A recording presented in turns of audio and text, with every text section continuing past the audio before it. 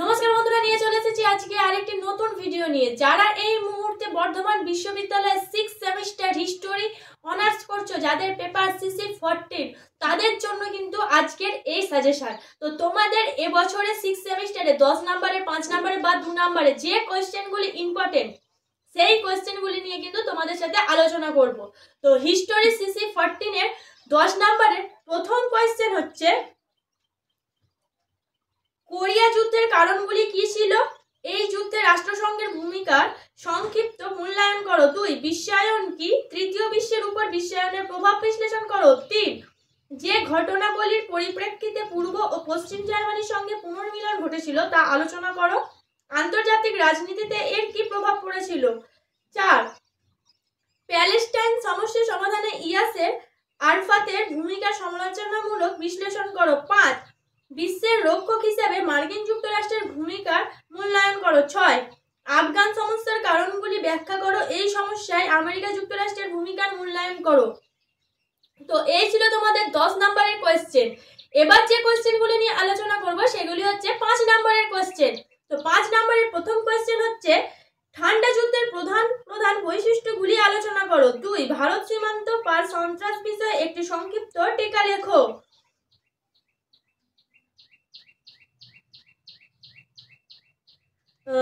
3. Internet কি? তথ্য প্রযুক্তি বিপ্লবের উপর একটি সংক্ষিপ্ত টিকা লেখো। 4. IMF বলতে তুমি কি বোঝো? তৃতীয় বিশ্বের অর্থনীতির উপরে প্রভাব মূল্যায়ন করো। 5. আন্তর্জাতিক রাজনীতিতে ACATO এর ভূমিকা কি ছিল? 6. ট্রুম্যান নীতিকে কি ঠান্ডা লড়াই এর সূচনা হিসেবে অভিহিত করা হয়? 7. বার্লিন অবরোধ কি? জার্মানি বিভাজনে এটির কি ভূমিকা ছিল? 8. ইরান যুদ্ধ কিভাবে আন্তর্জাতিক সম্পর্ককে প্রভাবিত করেছিল? 9. বর্তমান বিশ্বে সন্ত্রাসবাদী কার্যকলাপ বৃদ্ধির কারণগুলি বিশ্লেষণ করো। 10. OPEC কি? আন্তর্জাতিক ক্ষেত্রে OPEC কি ভূমিকা পালন করেছিল? তো এই ছিল তোমাদের 5 নম্বরের কোয়েশ্চেন, যেগুলো এবছরের জন্য ইম্পর্টেন্ট। এরপর যে কোয়েশ্চেনগুলি নিয়ে আলোচনা করব সেগুলো হচ্ছে 2 নম্বরের কোয়েশ্চেন। তো 2 নম্বরের প্রথম কোয়েশ্চেন হচ্ছে যে, পটসডম সম্মেলন কত সালে অনুষ্ঠিত হয়? এই সম্মেলনে ইংল্যান্ডের প্রতিনিধি কে ছিলেন? মলোটভ পরিকল্পনা কি? কত খ্রিস্টাব্দে এবং কি উদ্দেশ্যে কমিনফর্ম গঠিত হয়েছিল? রাষ্ট্রসংঘের সিদ্ধান্ত অনুসারে কার নেতৃত্বে এবং কবে বিদেশি বাহিনী উত্তর কোরিয়ার বিরুদ্ধে যুদ্ধ শুরু করেছিল? দিয়েন বিয়েন ফুর যুদ্ধ কবে ও কাদের মধ্যে সংগঠিত হয়? ঠান্ডা যুদ্ধ কি? ট্রুম্যান নীতি কবে ঘোষিত হয়? এই নীতির মূল সূত্র কি ছিল? NATO কথাটির পূর্ণাঙ্গ রূপ কি?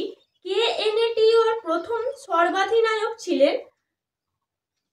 পশ্চিম জার্মানি বা জার্মান ফেডারেল রিপাবলিক কবে গড়ে ওঠে? এর প্রথম প্রধানমন্ত্রী কে ছিলেন? জোট নিরপেক্ষ আন্দোলন বলতে কি বোঝো? কবে বার্লিন প্রাচীর নির্মিত হয়? এটি কবে ভেঙে ফেলা হয়? বান্দুং সম্মেলন কোন সালে অনুষ্ঠিত হয়? এই সম্মেলনের প্রধান সিদ্ধান্ত কি ছিল? কিউবা ক্ষেপণাস্ত্র সংকটকালে মার্কিন যুক্তরাষ্ট্র ও সোভিয়েত ইউনিয়নের রাষ্ট্রপতি কারা ছিলেন? OAU কত খ্রিস্টাব্দে গঠিত হয়? এর প্রধান কার্যালয় কোথায় ছিল? আসিয়ান সনদে স্বাক্ষরকারী রাষ্ট্রগুলির নাম উল্লেখ করো। পঞ্চশীল কি? কে এর প্রথম প্রবক্তা? OPEC কি? এর প্রাথমিক সদস্যদের নাম করো। কখন এবং কাকে ফিদেল কাস্ত্রো ক্ষমতাচ্যুত করেন? কাস্ত্রোকে সাহায্যকারী মার্ক্সবাদী বিপ্লবীর নাম লেখো। ভিয়েতনাম যুদ্ধ থেকে কবে আমেরিকা সরে যায়? এ সময়ে মার্কিন রাষ্ট্রপতি কে ছিলেন? গ্লোবাল ভিলেজ বলতে তুমি কি বোঝো? বিশ্বায়নকে ব্যাখ্যা প্রসঙ্গে কোন ঐতিহাসিক গ্লোবাল ভিলেজ কথাটি ব্যবহার করেন? আণবিক অস্ত্র সম্প্রসারণ রোধকারী চুক্তি কবে ও কাদের মধ্যে স্বাক্ষরিত হয়?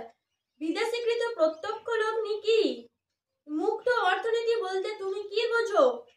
ওয়ার্ল্ড সোশ্যাল ফোরাম এর প্রথম সম্মেলন কবে এবং কোথায় অনুষ্ঠিত হয়েছিল? ISIS এর পুরো নাম কি? অর্থনৈতিক অর্থনৈতিক বিকাশ এলপিজি মডেল কি? ভারতে এলপিজি মডেলে কে প্রবর্তন করেন? দুটি ভারতীয় বহুজাতিক সংস্থার নাম করো। বিশ্ব ব্যাংকের মূল নাম কি? এর সদর দপ্তর কোথায় অবস্থিত? ইন্টারনেট কি? কারা ইন্টারনেটের উদ্ভাবক ছিলেন? লস্কর ই তৈবা কি? লস্কর ই তৈবার প্রতিষ্ঠাতা কে ছিলেন? তৃতীয় বিশ্ব বলতে কি বোঝো? বার্লিন অবরোধ কি? তো তোমাদের এবছরের যে 10 নাম্বার, 5 নাম্বার বা 2 নাম্বারের যে কোয়েশ্চেনগুলি ইম্পর্টেন্ট ইতিহাস সিসি 14 এর জন্য, সেই কোয়েশ্চেনগুলি কিন্তু আমি তোমাদের সাথে আলোচনা করলাম। এরপরে যদি তোমাদের অন্য কোনো সাবজেক্টের সাজেশন দরকার হয় বা অন্য কোনো সাবজেক্টের কোয়েশ্চেন পেপার দরকার হয়, তাহলে আমাদের কমেন্টের মাধ্যমে জানাতে পারো। আজকের ভিডিও এই পর্যন্তই। ধন্যবাদ সবাইকে। Junior education.